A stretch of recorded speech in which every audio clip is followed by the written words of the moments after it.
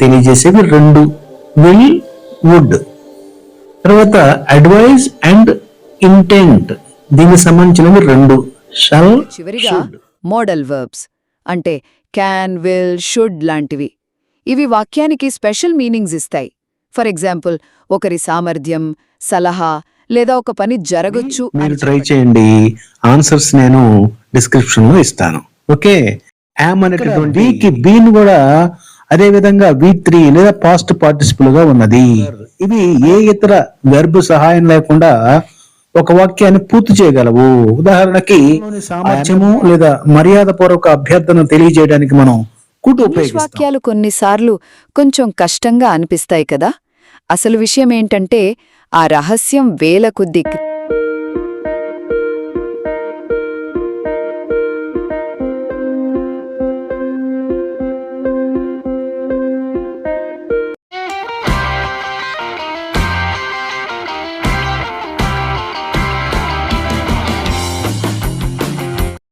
నమస్తే ఫ్రెండ్స్, ఈరోజు ఇంగ్లీషు భాషకు మూల స్తంభాలైన సహాయక క్రియలు, అదే హెల్పింగ్ వెర్బ్స్ కు సంబంధించి కొన్ని విషయాలు మనం తెలుసుకోబోతున్నాం.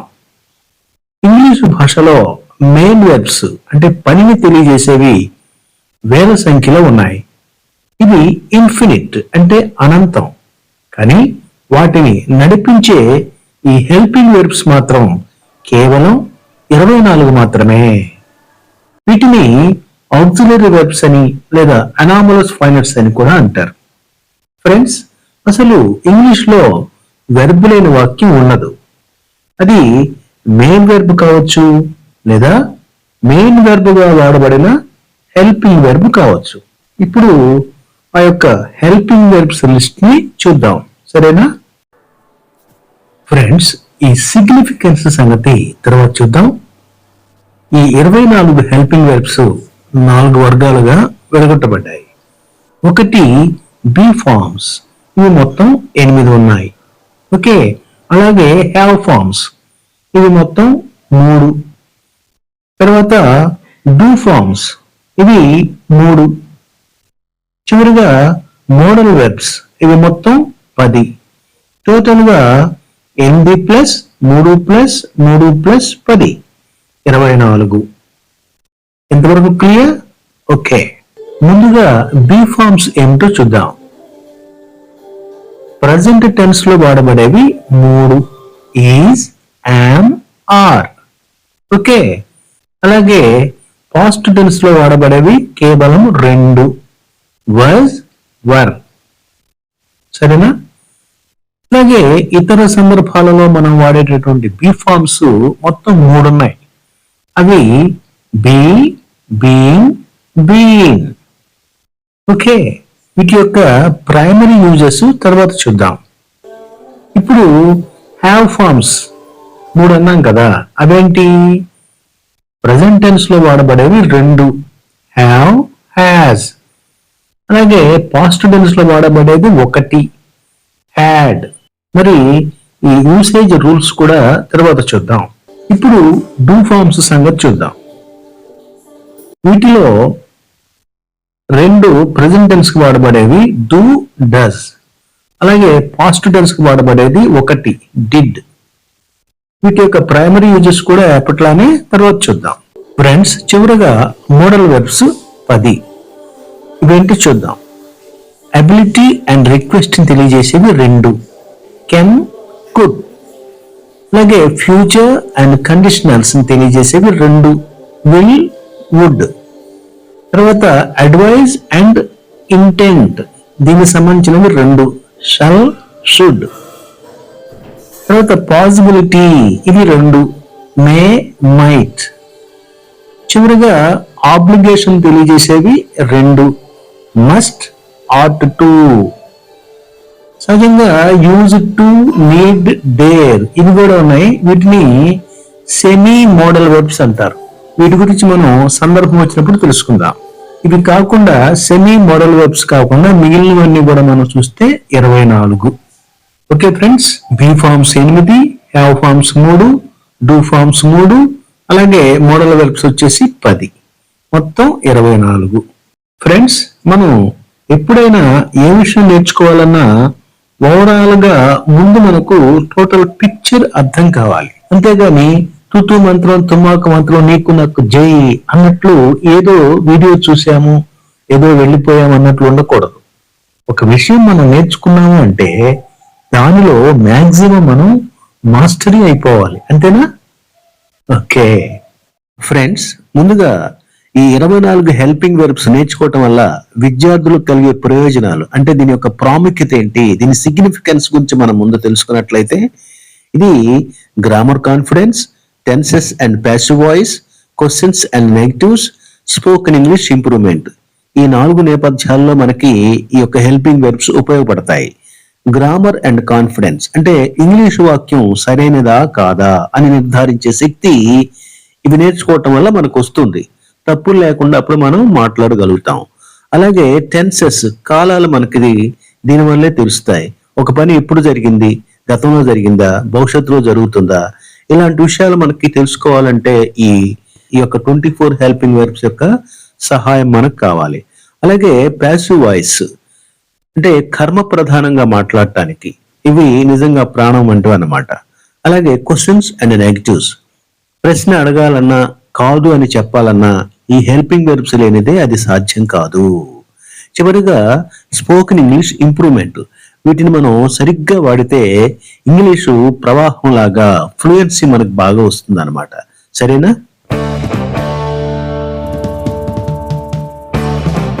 ఫ్రెండ్స్, మీ చేతి కొనవ్రేళ్లలోనే మన ఇంగ్లీష్ వెనిలా ప్రాణం ఉందని మీరు గమనించారా? మిత్రులారా, నేను కోరుకునేది సబ్జెక్టు కోరుకునే వారికి మన వీడియోస్ రీచ్ కావాలని. కానీ యూట్యూబ్ అల్గారిథం ప్రకారం లైక్, హైప్, షేర్, సబ్స్క్రైబర్స్ని బట్టి మన వీడియోని యూట్యూబ్ రికమెండ్ చేస్తుంది. అప్పుడే అది అవసరార్థులకు అందరికీ చేరుతుంది. ఫర్ ఎగ్జాంపుల్, రీసెంట్గా వచ్చిన మన టెన్సెస్ వీడియో 15,000 మంది చూశారు. కానీ మన సబ్స్క్రిప్షన్స్ వచ్చేసి 9,000. అంటే సగం మంది సబ్స్క్రైబ్ చేసుకోకుండానే చూస్తున్నారన్నమాట. గమనించారా? అలాగే సగం మంది లైక్ చేసిన 15,000లో 7,000 ఉండాలి కదా, కానీ 500 లైక్స్ మాత్రమే ఉన్నాయి. ఫ్రెండ్స్, నాకు ఒక వీడియో క్రియేట్ చేయడానికి సుమారుగా 3 రోజులు పడుతుంది. కానీ 3 సెకండ్లు కేటాయించి మీ చూపుడు వేలుతో like, hype, share and subscribe చేయటాన్ని మీరు భారంగా కాదు బాధ్యతగా భావించండి. నమస్తే ఫ్రెండ్స్. ముందుగా మనం బీ ఫార్మ్స్ సంగతి చూద్దాం. అసలు ఇవి ఎందుకు ఉపయోగపడతాయి? ఒకటి, స్టేట్ అండ్ కండిషన్, స్థితి, వస్తువు లేదా వ్యక్తి ఎలా ఉన్నారో చెప్తాయి. ఇవి ఈ బీ ఫార్మ్స్ ఉపయోగించి మనం వస్తువు లేదా వ్యక్తి ఎలా ఉన్నారో చెప్పగలుగుతాం అన్నమాట. ఫర్ ఎగ్జాంపుల్, ఆమె సంతోషంగా ఉంది. ఆమె స్థితి ఏమిటి? సంతోషంగా ఉండటం. So she's happy, she's happy. అలాగే ఐడెంటిటీ, గుర్తింపు, ఒక వ్యక్తి ఎవరు ఏమిటి అని మనం తెలుసుకోవాలంటే ఈ యొక్క బీ ఫార్మ్స్ ఉపయోగించి చెప్తాం. ఫర్ ఎగ్జాంపుల్, నేను ఒక ఉపాధ్యాయుడిని. నేను ఎవరిని? నేను ఒక ఉపాధ్యాయుడిని. I'm a teacher, I'm a teacher. అలాగే ఒక పని జరిగే సమయం, వీటి వల్ల మనకు తెలుస్తుంది. అంటే టెన్సెస్ అనేది మనకి బీ ఫార్మ్స్ ఉపయోగించి రాయగలుగుతాం. వారు క్రికెట్ ఆడుతూ ఉంటిరి, దే వర్ ప్లేయింగ్ క్రికెట్. ఇలా మనకి ఒక టెన్స్ కావాలన్నా సరే బీ ఫార్మ్ అనేది అవసరం అవుతుంది. అలాగే ప్యాసివ్ వాయిస్ లో కూడా మనం బీ ఫార్మ్స్ వాడతాం. ఒకరి ద్వారా పని జరిగినప్పుడు, గ్లాసు రవి ద్వారా పగలగొట్టబడింది. అంటే గ్లాసును రవి పగలగొట్టాడు అని చెప్పాలనుకోండి, the glass was broken by Ravi, the glass was broken by Ravi. ఈ విధంగా మనం బీ ఫార్మ్స్ ఉపయోగించి వాక్య నిర్మాణం చేస్తాము లేదా మాట్లాడతాం. అదే బీ, బీన్, బీయింగ్, ఈ 3 కూడా బీ ఫార్మ్సే, కానీ కొంచెం ప్రత్యేకమైనటువంటి లక్షణాలు వీటికి ఉన్నాయి. మనం వీటిని ఉదాహరణ సహితంగా చూసినప్పుడు మీకు బాగా అర్థమవుతాయి. సరేనా? ముందుగా యామ్ అనేటటువంటి బీ ఫామ్ ని 4 వాక్య నిర్మాణాలు అంటే positive, negative, interactive, negative interactive, వీటిల్లో మనం ఎలా వాడతామో చూద్దాం. నేను సంతోషంగా ఉన్నాను, ఐ ఆమ్ హ్యాపీ. ఇక్కడ సబ్జెక్ట్ తర్వాత మనకి యామ్ అనేటటువంటి బీ ఫామ్ వచ్చింది. ఓకే. అలాగే దీని యొక్క వ్యతిరేక వాక్యం నేను సంతోషంగా లేను, negative, I am not happy. ఈ నాట్ అనేది యామ్ ప్రక్కన ఉన్నది అంటే సబ్జెక్టు తర్వాత హెల్పింగ్ వెర్బ్ ప్రక్కన నాట్ ఉన్నది. నేను సంతోషంగా లేను, ఐఎమ్ నాట్ హ్యాపీ. అదే ఇంటరాక్టివ్ సెంటెన్స్ చెప్పాలనుకోండి, నేను సంతోషంగా ఉన్నానా అన్నప్పుడు యామ్ అనేటటువంటి బీ ఫాము హెల్పింగ్ వెర్బ్ వాక్యానికి ముందు చేరుతుంది, అంటే సబ్జెక్ట్ ముందు చేరుతుంది. యామ్ ఐ హ్యాపీ, నేను సంతోషంగా ఉన్నానా. అదే నెగటివ్ ఇంటరాక్టివ్ అనుకోండి, am I not happy, am I not happy, నేను సంతోషంగా లేనా. ఇక్కడ గమనించారా, నెగటివ్ వాక్యం ఐఆమ్ నాట్ హ్యాపీలో యామ్ అనేది ముందుకు వచ్చి యామ్ ఐ నాట్ హ్యాపీ అయింది. దీని కంట్రాక్షన్ గా వాడాలంటే ఆర్ అంటే హ్యాపీ అనాలి, యామ్ అంటే హ్యాపీ అనకుండా ఆర్ అంటే హ్యాపీ అనాలి. దీనికి కొంచెం ఎగ్జామ్షన్ రూల్ ఉందన్నమాట. సాధారణంగా అయితే మనం యామ్ అంటే హ్యాపీ అనొచ్చు, కానీ గ్రామటికల్ గా కొంత దీంట్లో ఇబ్బంది ఉన్నది. దీన్ని మనం ఆర్ అంటే హ్యాపీ అనాలి. దీని గురించి మీకు మరింత వివరణ కావాలంటే కామెంట్ లో అడగండి. Okay friends.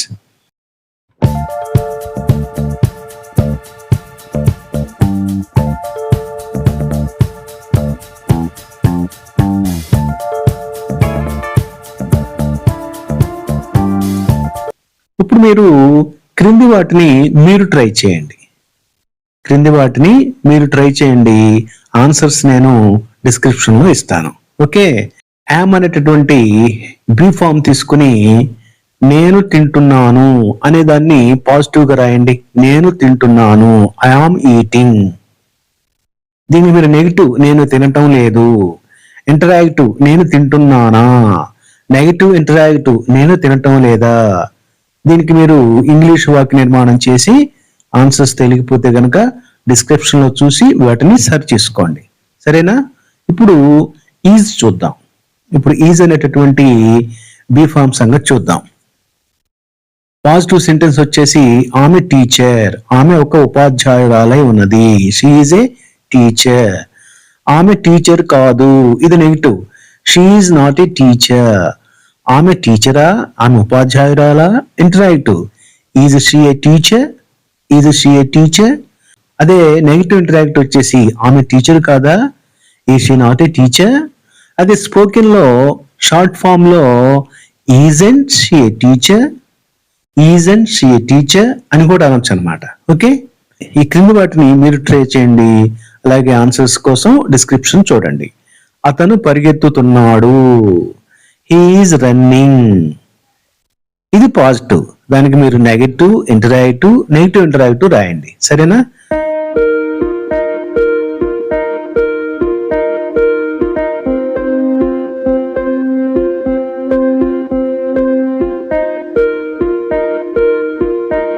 తర్వాత ఆర్ సంగతి చూద్దాం. ఆర్, మేము విద్యార్థులము. ఇది positive sentence. We are students. మేము విద్యార్థులం కాదు, వి ఆర్ నాట్ స్టూడెంట్స్. ఇక్కడ వాక్య నిర్మాణం ఎలాగో మీకు అర్థమైపోయింది కదా, దాని వల్ల నేను ప్రత్యేకంగా చెప్పాల్సినటువంటి అవసరం లేదు కదా. మేము విద్యార్థులం కాదు, వి ఆర్ నాట్ స్టూడెంట్స్. మేము విద్యార్థులమా, ఆర్ వి స్టూడెంట్స్. మేము విద్యార్థులం కాదా, ఆర్ వి నాట్ స్టూడెంట్స్. దీన్ని మనం ఎలా అనొచ్చన్నాను, ఆర్ఎంట్ వి స్టూడెంట్స్. షార్ట్ ఫామ్ లో రాయాలంటే, దీన్ని మనం కంట్రాక్షన్ లో రాయాలంటే, లేదా స్పోకెన్ గా చెప్పాలి అంటే ఆర్ కి మనం నాట్ కలిపి ఆర్ఎంట్ అవుతుంది. Aren't we students. అంతేగాని ఆర్ వి ప్లస్ నాట్, వీకి నాట్ కలపకూడదు. సరే, ఇప్పుడు మీరు క్రింది వాటిని మీరు ట్రై చేయండి. మేము ఆడుతున్నాము, వి ఆర్ ప్లేయింగ్. మేము ఆడటం లేదు, మేము ఆడుతున్నామా, మేము ఆడటం లేదా. ఓకే.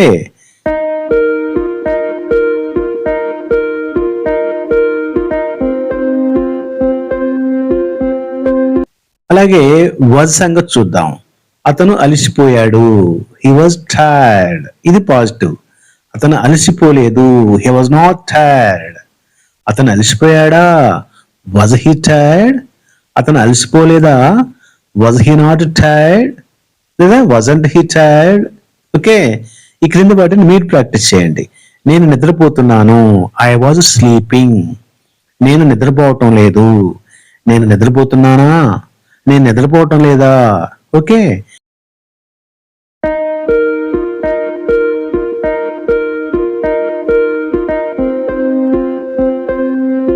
వరుసంగా చూద్దాం. వాళ్ళు ఆడుతున్నారు, దేవర్ ప్లేయింగ్. వాళ్ళు ఆడటం లేదు, దేవర్ నాట్ ప్లేయింగ్. వాళ్ళు ఆడుతున్నారా, వర్ దే ప్లేయింగ్. వాళ్ళు ఆడటం లేదా, were they not playing. Okay, దీన్ని మీరు ట్రై చేయండి. వారు చదువుతున్నారు, దేవర్ స్టడీయింగ్. వారు చదవటం లేదు, వారు చదువుతున్నారా, వారు చదవటం లేదా. ఓకే, ఇప్పుడు మనం ఈ బీన్ బీయింగ్ సంగతి చూద్దాం. ఫ్రెండ్స్, ఇప్పటి వరకు మనం ఈజ్, యామ్, ఆర్, వాజ్, వర్ ఈ యొక్క బి రూపాలకు సంబంధించినటువంటి వాక్య నిర్మాణాలు చూసాం. చాలా ఎక్కువ మందికి వీటి మీద మంచి అవగాహన ఉంటుంది. అందుచేత నేను కాస్త తక్కువ వివరణ ఇస్తూ ఉన్నాను. ఇప్పుడు స్టూడెంట్స్ కి కొంచెం ఇబ్బంది ఫీల్ అయ్యేటటువంటి బీ, బీన్, బీయింగ్ వీటి సంగతి చూద్దాం. ఓకే, ఒకసారి ఈ కింద టేబుల్ చూడండి. ఫ్రెండ్స్, ఈ టేబుల్లో జీవో గో అనేటటువంటి మెయిన్ వెర్బ్ అని మనం ఇవ్వటం జరిగింది. దీని ఆధారంగా బీని పోల్చుకోండి. బి అనేది కూడా బేస్ వెర్బ్ గా ఉన్నది. ఇది ప్రెజెంట్ టెన్స్ లో మనకి ఈజ్, యామ్, ఆర్ అనేటటువంటి డెరివేటివ్స్ తో కనిపిస్తుంది. అలాగే వెంట్ అనేది గోకు పాస్ట్ టెన్స్ అయితే బికి పాస్ట్ టెన్స్ ఏంటి, వాజ్ లేదా వర్. అలాగే గో అనేటటువంటి మెయిన్ వెర్బ్ కి గాన్ అనేది పాస్ట్ పార్టిసిపుల్ గా ఎలా ఉన్నదో ఇక్కడ బికి బీన్ కూడా అదే విధంగా V3 లేదా పాస్ట్ పార్టిసిపుల్ గా ఉన్నది. అలాగే గోయింగ్ అనేది గోకి కంటిన్యూస్ ఎలా అవుతుందో బీయింగ్ అనేది బీకి కూడా కంటిన్యూస్ ఫామ్ అన్నమాట. ఈ విధంగా గో అనే వెర్బ్ కి రూపాలు V1, V2, V3, V4 ఎలా ఉన్నాయో బీకి కూడా అలాగే రూపాలు ఉన్నాయి. ఓకే, ఇంతవరకు క్లియర్. ఇప్పుడు be forms is, am, are, was, were అనేటటువంటి ఇంగ్లీష్ భాషలో ద్విపాత్రాభినయం చేస్తాయి అన్నమాట. అంటే మెయిన్ వెర్బ్ గాను అలాగే హెల్పింగ్ వెర్బ్ గాను ఉంటాయి. నిజానికి బీ, బీన్, బీయింగ్ కూడా ద్విపాత్రాభినయం చేస్తాయి. కానీ యామ్, ఈజ్, ఆర్, వాజ్, వర్లతో పోలిస్తే వీటి ఉపయోగం కొంచెం భిన్నంగా ఉంటుంది. అది ఎలాగంటే ఈజ్, యామ్, ఆర్, వాజ్, వర్ ఇవి ఏ ఇతర వెర్బ్ సహాయం లేకుండా ఒక వాక్యాన్ని పూర్తి చేయగలవు.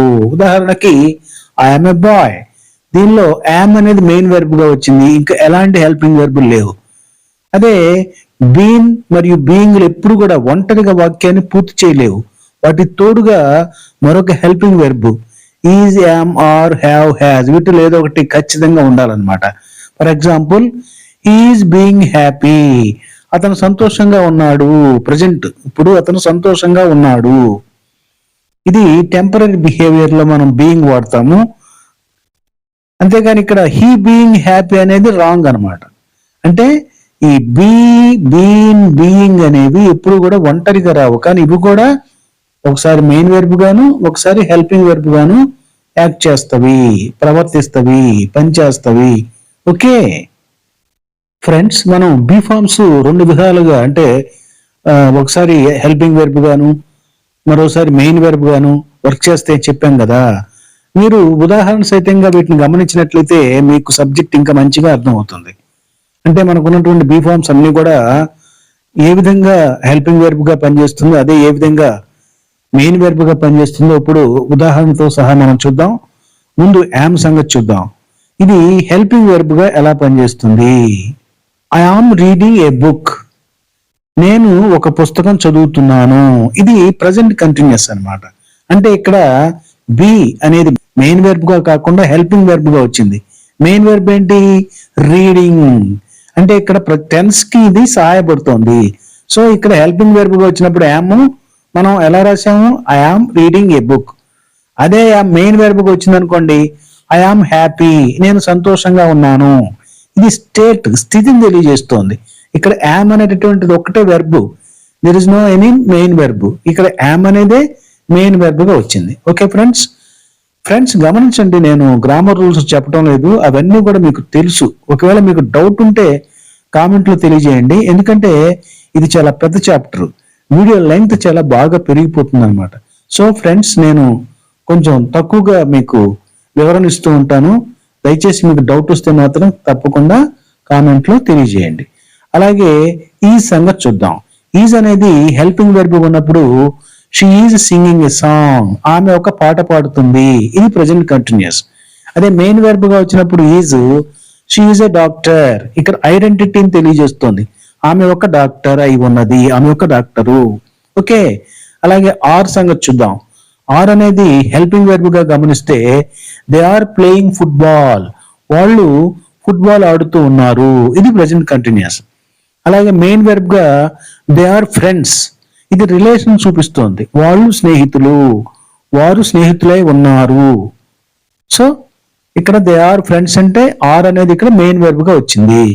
అలాగే వజ్ సంగతి చూద్దాం. వజ్ ఇది హెల్పింగ్ వెర్బ్ గా అతను నిన్న పనిచేస్తున్నాడు, పాస్ట్ కంటిన్యూస్. ఈ వాజ్ వర్కింగ్ ఎస్టర్డే. అదే మెయిన్ వెర్బ్ గా అతను అలసిపోయాడు, హీ వాజ్ టైర్డ్. ఇది పాస్ట్ స్టేట్ అంటే గతంలో ఉన్న స్థితిని మనకి తెలియజేస్తూ ఉంది. హీ వాజ్ టైర్డ్, అతను అలసిపోయాడు. ఓకే, అలాగే వర్, డబ్ల్యూఆర్ వర్, ఇది హెల్పింగ్ వెర్బ్ గా వీఆర్ వాచింగ్ టీవీ, మేము టీవీ చూస్తూ ఉన్నాము. ఇది పాస్ట్ కంటిన్యూస్. అదే మెయిన్ వెర్బ్ గా వి వర్ హ్యాపీ, మేము సంతోషంగా ఉన్నాము. ఇది పాస్ట్ స్టేట్ అంటే గత స్థితి. వి వర్ హ్యాపీ, మేము సంతోషంగా ఉన్నాము. ఓకే, ఇప్పుడు బి సంగతి చూద్దాం. బీ, బీన్, బీయింగ్ ఇవి కూడా ఉన్నాయి కదా. బి అంటే ఉండటం. ఇది హెల్పింగ్ వెర్బ్ గా గమనిస్తే యూ షుడ్ బి కేర్ఫుల్, మీరు జాగ్రత్తగా ఉండాలి.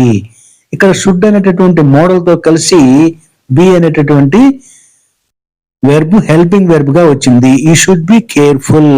ఓకే, మీరు జాగ్రత్తగా ఉండాలి. అదే మెయిన్ వెర్బ్ గా బీని గమనిస్తే లెట్ ఇట్ బి, ఇది state of being. Let it be, దాన్ని అలాగే ఉండనివ్వండి. ఓకే ఫ్రెండ్స్, అలాగే బీయింగ్ సంగతి చూద్దాం. ఇది హెల్పింగ్ వెర్బ్ గా she's being examined by the doctor, ఆమె డాక్టర్ చేత పరీక్షించబడుతోంది. She's being examined by the doctor. ఇది ప్రెసెంట్ కంటిన్యూస్ లో పాసివ్ సెంటెన్స్ అన్నమాట. అదే మెయిన్ వెర్బ్ గా బీయింగ్ చూస్తే is being very kind today, దీన్ని టెంపరరీ స్టేట్ అంటాం. అంటే ఇది తాత్కాలికమైనటువంటి పరిస్థితి, అప్పుడే మనం బీయింగ్ అనేది వాడతాం. Is being very kind today, ఈ రోజు అతను చాలా దయగా ఉన్నాడు. అంటే రోజు ఉండడు, ఇవాళ ఉన్నాడు అని అర్థం. ఓకే, అలా బీన్ చూస్తే హెల్పింగ్ వెర్బ్ గా I have been waiting for you, నేను నీ కోసం ఎదురు చూస్తూ ఉన్నాను. ఎప్పుడు? ఇది ప్రెసెంట్ పర్ఫెక్ట్ కంటిన్యూస్. ఒక టైం నుంచి సిన్స్ మార్నింగ్, ఉదయం నుంచి వెయిట్ చేస్తూ ఉన్నాను. లేదా ఫర్ 2 hours, 2 గంటల నుంచి ఎదురు చూస్తూ ఉన్నాను. దీన్ని మనం ప్రెసెంట్ పర్ఫెక్ట్ కంటిన్యూస్ అంటాం. I have been waiting for you. ఈ టెన్సెస్ లో మనం వీటి గురించి మొత్తం నేర్చుకున్నాం. అందుకని నేను మీకు త్వరగా చెప్తున్నాను. ఓకే, అలాగే మెయిన్ వెర్బ్ గా చూస్తే she has been to London, ఆమె లండన్ కు వెళ్ళి వచ్చింది. దీన్ని మీరు ఒక ఫ్రేజ్ గా గుర్తుపెట్టుకోండి. She has been to London అంటే లండన్ కు వెళ్ళి వచ్చింది. She has been to Delhi అంటే ఢిల్లీకి వెళ్ళి వచ్చింది. She has been to Kakinada అంటే కాకినాడకు వెళ్ళి వచ్చింది అని అర్థం. దీన్ని ఎక్స్పీరియన్స్ స్టేట్ అంటాం. ఓకే, ఇక్కడ ఇది లింకింగ్ వెర్బ్ గా ఉంది. ఫ్రెండ్స్, ఈ విధంగా బీ ఫార్మ్స్ సందర్భాన్ని బట్టి హెల్పింగ్ వెర్బ్ గాను లేక మెయిన్ వెర్బ్ గాను మారుతాయి. సరేనా ఫ్రెండ్స్? ఇప్పుడు మీకు బాగా అర్థమైందని చెప్పేసి అనుకుంటున్నాను. ఇంతకుముందు మనం చెప్పుకున్నట్లుగా బీ, బీన్, బీయింగ్ లకు కూడా మనం పాజిటివ్, నెగిటివ్ ఇంటరాక్టివ్ చెప్పుకుందాం. ఇంతకుముందు మనం అన్నిటికీ ఈజ్, యామ్, ఆర్, వాజ్ వరకు మనం ఈ 4 రకాల వాక్య నిర్మాణం చెప్పుకున్నాం కదా. అలాగే ఇప్పుడు మనం ఈ బీ, బీన్, బీయింగ్ లకు కూడా చెప్పుకుంటే మీకు ఇంకా బాగా అర్థం అవుతుంది. ఓకే ఫ్రెండ్స్, చూడండి ముందుగా బీ చూద్దాం. ఇప్పుడు బీ సంగతి చూద్దాం. ముందుగా ఇది పాజిటివ్ సెంటెన్స్ లో అది చేయవచ్చు, it can be done. Negative sentence అది చేయలేము, it can't be done, it cannot be done. అది చేయవచ్చా, కెన్ ఇట్ బి డన్. ఇది ఇంటరాక్టివ్. అదే నెగిటివ్ ఇంటరాక్టివ్ వచ్చేసి can it not be done, అది చేయలేమా, can it not be done. Friends, ఇప్పుడు మీరు ఈ క్రింది వాటిని మీరు ట్రై చేయండి. Positive sentence I want to be happy, నేను సంతోషంగా ఉండాలనుకుంటున్నాను. I want to be happy, ఇది పాజిటివ్. నెగిటివ్ వచ్చేసి నేను సంతోషంగా ఉండాలనుకోవటం లేదు. ఇంటరాక్టివ్ నేను సంతోషంగా ఉండాలనుకుంటున్నానా, నెగిటివ్ ఇంటరాక్టివ్ నేను సంతోషంగా ఉండాలనుకోవటం లేదా. దీనికి మీరు ఆన్సర్స్ ట్రై చేయండి. అలాగే ఇప్పుడు బీయింగ్ సంగతి చూద్దాం. బీయింగ్ లో పాజిటివ్ సెంటెన్స్ అతను నిజాయితీగా ఉంటున్నాడు. Is being honest. ఇది పాజిటివ్. అదే నెగిటివ్ వచ్చేసి ఈజ్ నాట్ బీయింగ్ హానెస్ట్. అతను నిజాయితీగా లేడు. Interactive, is he being honest? అతను నిజాయితీగా ఉంటున్నాడా? అదే negative interactive, is he not being honest? అతను నిజాయితీగా లేడా? ఓకే ఫ్రెండ్స్, ఇప్పుడు మీరు క్రింది వాటిని మీరు ట్రై చేయండి. కేక్ బేక్ అవుతోంది అంటే ఉడుకుతోంది. ఇది positive sentence. The cake is being baked. అదే నెగిటివ్ వచ్చేసి కేక్ బేక్ అవ్వడం లేదు. ఇంటరాక్టివ్, కేక్ బేక్ అవుతోందా అంటే ఉడుకుతోందా? అదే నెగిటివ్ ఇంటరాక్టివ్ వచ్చేసి కేక్ బేక్ అవటం లేదా? దీన్ని మీరు ట్రై చేయండి. ఓకే ఫ్రెండ్స్, ఇప్పుడు చివరిగా బీన్ సంగతి చూద్దాం. దీనిలో పాజిటివ్ వచ్చేసి అది పూర్తయింది. It has been completed. It has been completed. అది పూర్తి కాలేదు. It has not been completed. అది పూర్తయిందా? ఇది interactive. Has it been completed? అదే నెగిటివ్ ఇంటరాక్టివ్ వచ్చేసి అది పూర్తి కాలేదా? Has it not been completed? Has it not been completed? Okay, ఇప్పుడు ఈ క్రింది వాటిని మీరు ట్రై చేయండి. అది చేయబడింది. ఇది positive. It has been done. అది చేయబడింది. It has been done. అది చేయబడలేదు. ఇది నెగిటివ్. అది చేయబడిందా? ఇది ఇంటరాక్టివ్. అది చేయబడలేదా? ఇది negative interactive. Has it not been done? Friends, ఇప్పటి వరకు మనం బీ ఫార్మ్స్ ని మనం కంప్లీట్ చేసుకున్నాం. ఇప్పుడు హ్యావ్ రూపాలు చూద్దాం. Have forms. దీనిలో మనకి have, has, had. Have, has అనేది ప్రజెంట్ టెన్స్ కు చెందినవైతే హ్యాడ్ అనేది పాస్ట్ టెన్స్ కు చెందింది. ఓకే, అసలు వీటి యొక్క ఉపయోగాలు మనం గమనించినట్లయితే ఇవి పని యొక్క పరిపూర్ణతను అంటే కంప్లీషన్ మనకు తెలియజేస్తాయి. అలాగే పర్ఫెక్ట్ టెన్సెస్ లో అంటే జస్ట్ కంప్లీటెడ్ యాక్షన్, ఇప్పుడే కంప్లీట్ అయిన పనుల గురించి చెప్పినా లేదా గతంలో ఒక సమయానికి పూర్తయిన పనుల గురించి చెప్పాల్సి వచ్చినా ఈ పర్ఫెక్ట్ టెన్సెస్ లో ఈ హ్యావ్ ఫార్మ్స్ ఉపయోగపడతాయి. For example, I have finished my lunch. నేను భోజనం పూర్తి చేశాను అంటే జస్ట్ కంప్లీటెడ్ అని అర్థం. అలాగే ఎక్స్పీరియన్స్ లేదా కంప్లీషన్ గురించి అంటే అనుభవాలు తెలపడానికి మనం ఈ యొక్క హ్యావ్ ను ఉపయోగిస్తాం. ఫర్ ఎగ్జాంపుల్, అతను ఢిల్లీని 2 సార్లు సందర్శించాడు. He has visited Delhi twice. He has visited Delhi twice. మిత్రులారా, ఒకటి గుర్తుపెట్టుకోండి, హ్యావ్ రూపాల తర్వాత ఎప్పుడు కూడా వెర్బ్ యొక్క 3వ రూపమే వస్తుంది. మేము మ్యాచ్ గెలిచాము అని చెప్పాలనుకోండి, we have won the match. ఇక్కడ వన్ అనేది వెర్బ్ యొక్క 3వ రూపం. ఫ్రెండ్స్, అలాగే హ్యావ్ ఫార్మ్స్ యొక్క అత్యంత ముఖ్యమైన ఉపయోగాల్లో పొసెషన్ అంటే కలిగి ఉండటం అనేది ఒకటి. ఈ సందర్భంలో కూడా మనం హ్యావ్ ఫార్మ్స్ ని మెయిన్ వెర్బ్ గా ఉపయోగిస్తాం. ఫర్ ఎగ్జాంపుల్, ఒక వస్తువు మనదని లేదా మన దగ్గర ఉంది అని చెప్పడానికి వీటిని వాడతాం. ఇక్కడ ఇవి హెల్పింగ్ వెర్బ్స్ కావు, గుర్తుపెట్టుకోండి, ఇవి మెయిన్ వెర్బ్స్ గా ఇక్కడ పనిచేస్తున్నాయి. For example, I have a pen. నా దగ్గర పెన్ ఉన్నది అంటే నేను ఒక పెన్నును కలిగి ఉన్నాను అని అర్థం. అలాగే షీ హ్యాజ్ ఎ కార్. ఆమెకు ఒక కారు ఉన్నది. They had a big house. వారికి గతంలో ఒక పెద్ద ఇల్లు ఉండేది. ఈ పొజిషన్ లో హెల్పింగ్ వెర్బ్ ఏది? విద్యార్థులు ఇక్కడ ఒక తప్పు చేసే అవకాశం ఉంది. I have a pen. నేను పెన్నును కలిగి ఉన్నాను, నా దగ్గర పెన్ను ఉన్నది. దీనికి నెగిటివ్ వాక్యం రాయాలంటే I have not a pen అని చెప్పేసి అంటారు. ఓకే, ఇది ఒకప్పుడు కరెక్టే ఓల్డ్ ఇంగ్లీష్ లో, కానీ మోడర్న్ ఇంగ్లీష్ లో హ్యావ్ అనేది ఇక్కడ మెయిన్ వెర్బ్ గా వాడబడింది కాబట్టి నాట్ దీనికి కలపకూడదు అనే ఉద్దేశంతో ఈ నెగిటివ్ చేయాలంటే I don't have a pen అనేది కరెక్ట్ అన్నమాట. మోడర్న్ ఇంగ్లీష్ లో I don't have, I do not have a pen. ఇక్కడ డూ అనేది హెల్పింగ్ వెర్బ్. ఓకే, అలాగే హ్యావ్ ఫార్మ్స్ కు ఉన్నటువంటి మరో ఇతరమైన ఉపయోగం ఏంటంటే ఇక్కడ కూడా మెయిన్ వెర్బ్ గా వాడతాము. పొజిషన్ తో పాటు హ్యావ్ ని మరికొన్ని సందర్భాల్లో కూడా మెయిన్ వెర్బ్ గా వాడతాం.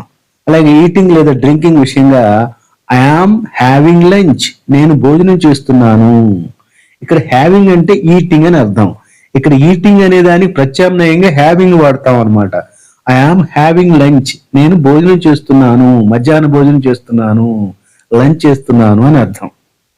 అలాగే experience, have a nice day. ఈ రోజు మీరు బాగుండాలి, మీకు మంచి అనుభవం కావాలి, ఈ రోజు మీకు చక్కటి అనుభవాన్ని ఇవ్వాలి. హ్యావ్ ఏ నైస్ డే అన్నప్పుడు కూడా మనం హ్యావ్ వాడతాం. అలాగే we had a great time at the party, మేము పార్టీలో బాగా ఎంజాయ్ చేశాము. ఫ్రెండ్స్, ఈ విధంగా హ్యావ్ ని విభిన్న రకాల్లో మనం ఉపయోగిస్తాం అన్నమాట. ఓకే ఫ్రెండ్స్, ఇప్పుడు హ్యావ్ సంబంధించినటువంటి 4 రకాల వాక్య నిర్మాణాలు కూడా చూద్దాం. అంటే positive, negative, interactive, negative interactive. Okay, నేను తిన్నాను, ఐ హ్యావ్ ఈటెన్. నేను తినలేదు, ఐ హ్యావ్ నాట్ ఈటెన్. నేను తిన్నానా, హ్యావ్ ఐ ఈటెన్. నేను తినలేదా, have I not eaten. Friends, ఇప్పుడు హ్యాజ్ సంగతి చూద్దాం. హ్యాజ్, ఆమె వెళ్ళింది, ఇది పాజిటివ్, షీ హ్యాస్ గాన్. ఆమె వెళ్ళలేదు, ఇది negative, she has not gone. ఆమె వెళ్ళిందా, హ్యాస్ షీ గాన్. ఆమె వెళ్ళలేదా, has she not gone. Okay, అలాగే హ్యాడ్ సంగతి చూస్తే అతను పూర్తి చేశాడు, ఈ హ్యాడ్ ఫినిష్డ్. అతను పూర్తి చేయలేదు, ఈ హ్యాడ్ నాట్ ఫినిష్డ్.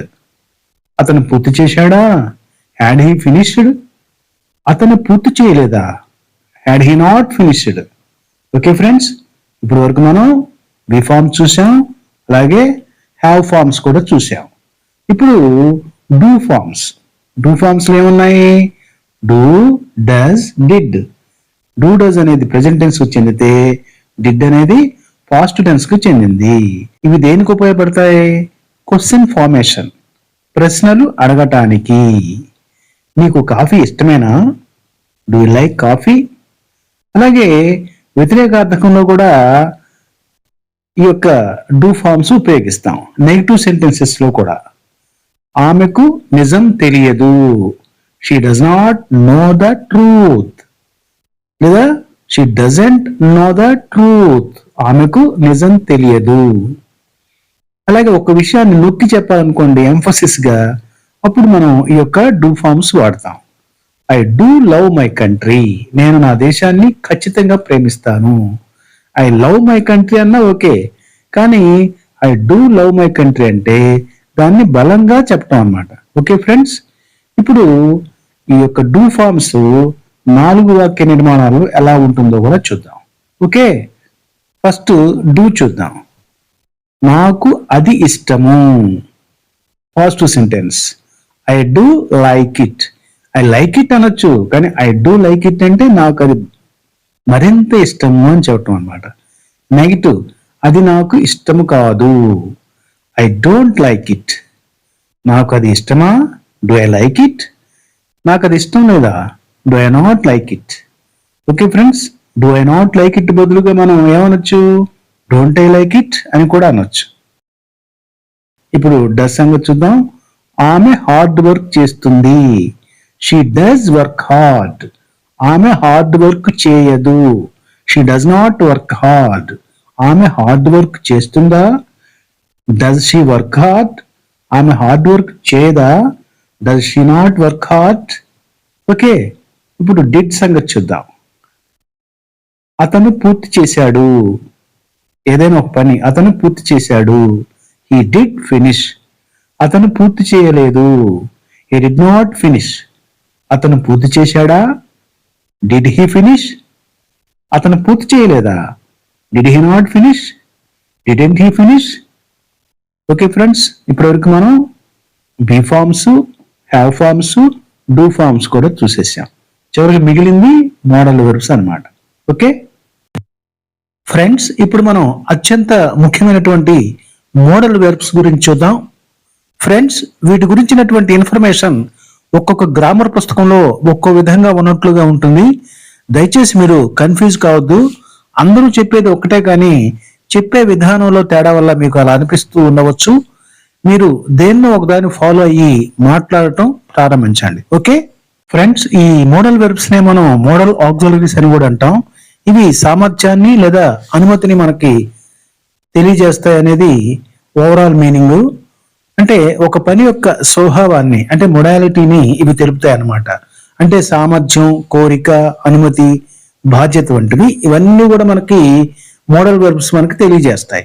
ఓకే, ముఖ్యంగా మీరు గుర్తుపెట్టుకోవాల్సింది ఏంటంటే మోడల్ వెర్బ్స్ ప్రక్కన ఎప్పుడు కూడా వెర్బ్ యొక్క మొదటి రూపమే ఉంటుంది. దాన్ని మీరు మర్చిపోవద్దు. ఉదాహరణకి కెన్ గోస్ అనకూడదు, కెన్ గో అని మాత్రమే అనాలి. అలాగే మస్ట్ ప్లేడ్ అనకూడదు, మస్ట్ ప్లే అని మాత్రమే అనాలి. ఈ విషయాన్ని మీరు ఖచ్చితంగా గుర్తుపెట్టుకోండి. ఏంటది? మోడల్ వెర్బ్స్ ప్రక్కన ఎప్పుడు కూడా వెర్బ్ యొక్క మొదటి రూపమే ఉంటుంది. ఓకే, ఇప్పుడు ఈ మోడల్ వెర్బ్స్ లో మొదటి సామర్థ్యము, మొదటి పద్ధతి, మొదటి స్వభావము ఏదైనా అనండి, చూద్దాం. ఒకటి అబిలిటీ అండ్ రిక్వెస్ట్, అంటే సామర్థ్యము మరియు అభ్యర్థన. ఇవి తెలియజేయడానికి మనం వాడేది కెన్ లేదా కుడ్ వాడతాం అనమాట.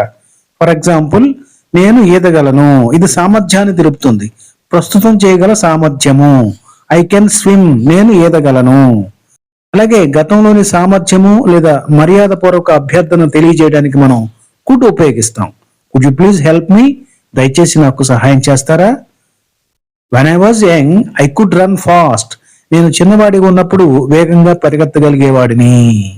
ఇది గతంలోని సామర్థ్యం. నేను చిన్నపిల్లవాడిగా ఉన్నప్పుడు వేగంగా పరిగెత్తగలిగేవాడిని. When I was young I could run fast. అలాగే మర్యాదపూర్వక అభ్యర్థన, could you please help me, దయచేసి నాకు సహాయం చేస్తారా, ఇలా అన్నమాట. ఓకే, అలాగే రెండు వచ్చేసి ఫ్యూచర్ అండ్ కండిషనల్స్, భవిష్యత్తు మరియు నిబంధనలు. వీటి గురించి మనం తెలియజేయాలంటే విల్ మరియు వుడ్ ఉపయోగించాల్సి ఉంటుంది. ఫర్ ఎగ్జాంపుల్, భవిష్యత్తులో ఖచ్చితంగా జరిగే పనులు, రేపు వర్షం పడుతుంది అన్నప్పుడు మనం ఇట్ విల్ రెయిన్ టుమారో అనాల్సి ఉంటుంది. It will rain tomorrow. అలాగే విల్లింగ్నెస్ చెప్పాలన్నా కానీ మనం విల్ ఉపయోగిస్తాం. ఐ విల్ హెల్ప్ యూ, నేను నీకు సహాయం చేస్తాను, అంటే ఇష్టపూర్వకంగా చెప్తున్న మాట అన్నమాట ఇది. అలాగే వుడ్ అనేది ఊహాజనిత పనులు లేదా గత అలవాట్లు చెప్పాల్సి వచ్చినప్పుడు మనం వుడ్ ఉపయోగిస్తాం. I would like to have coffee, నేను కాఫీ తీసుకోవాలని అనుకుంటున్నాను. ఓకే, అలాగే కండిషనల్స్ కూడా, అంటే నిబంధనల గురించి చెప్పేటప్పుడు కూడా మనం ఈ యొక్క వుడ్ ఉపయోగిస్తాం.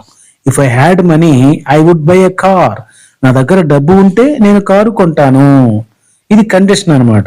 If I had money I would buy a car, నా దగ్గర డబ్బు ఉంటే కారు కొంటాను. ఓకే, మూడు అడ్వైజ్ అండ్ ఇంటెంట్, సలహా మరియు ఉద్దేశ్యము. ఉద్దేశము లేదా ఆఫర్ గురించి మనం చెప్పాలి అంటే ముఖ్యంగా ఐతో వీతో షల్ ఉపయోగిస్తాం. షల్ వి గో, మనం వెళదామా? ఇది ఒక సలహా మాత్రమే, వెళ్ళొచ్చు వెళ్ళకపోవచ్చు. అలాగే షుడ్ వచ్చేసి సలహా లేదా బాధ్యత. యూ షుడ్ స్టడీ హార్డ్, నీవు కష్టపడి చదవాలి. యూ షుడ్ స్టడీ హార్డ్ అంటే నీవు కష్టపడి చదవాలి. ఓకే, అలాగే నాలుగవది పాసిబిలిటీ అండ్ పర్మిషన్, అంటే అవకాశము లేదా అనుమతి. ఎక్కువ అవకాశము లేదా అనుమతి గురించి మనం చెప్పాల్సి వచ్చినప్పుడు మనం మే అనేది ఉపయోగిస్తాం. ఇట్ మే రెయిన్ టుడే, ఈ రోజు వర్షం పడవచ్చు, ఇది ఒక అవకాశం. అలాగే ఒక అనుమతి, మే ఐ కమ్ ఇన్, నేను లోపలికి రావచ్చా? అలాగే మైట్ ఉపయోగించాం అనుకోండి, చాలా తక్కువ అవకాశం ఉన్నప్పుడు, కొంచెం సందేహంగా ఉన్నప్పుడు మనం మైట్ ఉపయోగిస్తాం. ఈ మైట్ కమ్ లేట్, అతను బహుశా ఆలస్యంగా రావచ్చు. ఇది ఒక చిన్న సందేహం. ఈ మైట్ కమ్ లేట్ అంటే అతను బహుశా ఆలస్యంగా రావచ్చు. అలాగే ఐదవది ఆబ్లిగేషన్ అండ్ నెసెసిటీ. ఆబ్లిగేషన్ అంటే ఒక బాధ్యత, నైతిక బాధ్యత. నెసెసిటీ అంటే తప్పనిసరి. ఓకే, ఖచ్చితంగా చేయాల్సిన పని గురించి మనం చెప్పాలన్నప్పుడు మస్ట్ ఉపయోగిస్తాం. You must wear a mask, నీవు ఖచ్చితంగా మాస్క్ ధరించాలి. ఓకే, ఇక మిగిలినటువంటివి సెమీ మోడల్ వెర్బ్స్ ఉన్నాయి. Ought to, use to, need, dare. వీటి సంగతి చూద్దాం. ఈ ఆట్ టు అనేది కూడా నైతిక బాధ్యత, మోరల్ డ్యూటీ గురించి తెలియజేస్తుంది. We ought to love our country, మనం మన దేశాన్ని ప్రేమించాలి. We ought to respect our parents, మనం మన తల్లిదండ్రులను గౌరవించాలి. ఓకే, యూజ్ టు అనేది గతంతాలు అలవాట్ల గురించి చెప్పేటప్పుడు మనం యూజ్ టు వాడతాం. గతంలో ఉండి ఇప్పుడు లేని పని. ఫర్ ఎగ్జాంపుల్, నేను ఒకప్పుడు గోళీలు ఆడేవాడిని, ఇప్పుడు ఆడటం లేదు అని అర్థం. I use to play marbles. Okay, అలాగే మూడోది వచ్చేసి నీడ్, ఇది అవసరాన్ని తెలుపుతుంది. యు నీడ్ నాట్ వర్రీ, నీవు చింతించాల్సినటువంటి అవసరం లేదు. అలాగే చివరిది డేర్, ధైర్యము. సవాల్ చేయాలనుకున్నప్పుడు మనం డేర్ ఉపయోగిస్తాం. How dare you say that, అలా అనడానికి నీకు ఎంత ధైర్యం? How dare you say that, అలా అనడానికి నీకు ఎంత ధైర్యం? ఇంగ్లీష్లోని 24 అత్యవసర సహాయక క్రియలపై ఇదొక చిన్న విశ్లేషణ. ఇంగ్లీష్ వాక్యాలు కొన్నిసార్లు కొంచెం కష్టంగా అనిపిస్తాయి కదా, అసలు విషయమేంటంటే ఆ రహస్యం వేల కొద్ది క్రియల్లో లేదు, కేవలం ఈ 24 సహాయక క్రియల్లోనే ఉంది. ఇవి ఓ రకంగా వాక్యానికి వెన్నెముకలాంటివన్నమాట. సరే, మొదటిది బీ ఫార్మ్స్, అంటే యామ్, ఈజ్, ఆర్, వాజ్, వర్ లాంటివి. ఇవి ఒకరి స్టేటస్ చెప్పడానికే కాదు, ఒక పని జరుగుతూ ఉంది అని చెప్పటానికి కూడా వాడతాం. షీ ఈజ్ వర్కింగ్ అన్నామనుకోండి, ఆ పని ఇంకా కంటిన్యూ అవుతోందని మనకు వెంటనే అర్థమవుతుంది. ఇక రెండవది హ్యావ్ ఫార్మ్స్, అంటే హ్యావ్, హ్యాజ్, హ్యాడ్. ఇవి జరిగిపోయిన పనుల్ని ఇప్పటితో కనెక్ట్ చేస్తాయి. I have finished the work అంటే పని అయిపోయింది, కాని దాని ఎఫెక్ట్ ఇప్పటికీ ఉందన్నమాట. మూడవది డూ ఫార్మ్స్. ఇవి ఎప్పుడంటే ప్రశ్నలడగాలన్నా లేదా నెగటివ్ వాక్యాలు చెప్పాలన్నా మనకివి కావాలి. అంతకన్నా ముఖ్యంగా ఇవి వాక్యానికి బలాన్నిస్తాయి. ఇప్పుడు చూడండి, ఐ అండర్స్టాండ్కి ఐ డూ అండర్స్టాండ్కి చాలా తేడా ఉంది కదా. రెండోది నాకు నిజంగా అర్థమైంది అని గట్టిగా నొక్కి చెబుతుంది.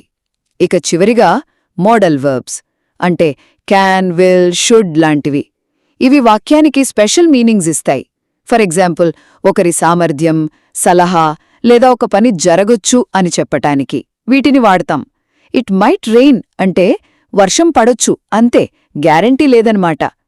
ఒక్క మాటలో చెప్పాలంటే ఈ 24 క్రియలు కేవలం రూల్స్ కాదు, ఇవి ఇంగ్లీష్లో టైం, పాసిబిలిటీ ఇంకా ఎంఫసిస్ని కంట్రోల్ చేసే పవర్ఫుల్ టూల్స్.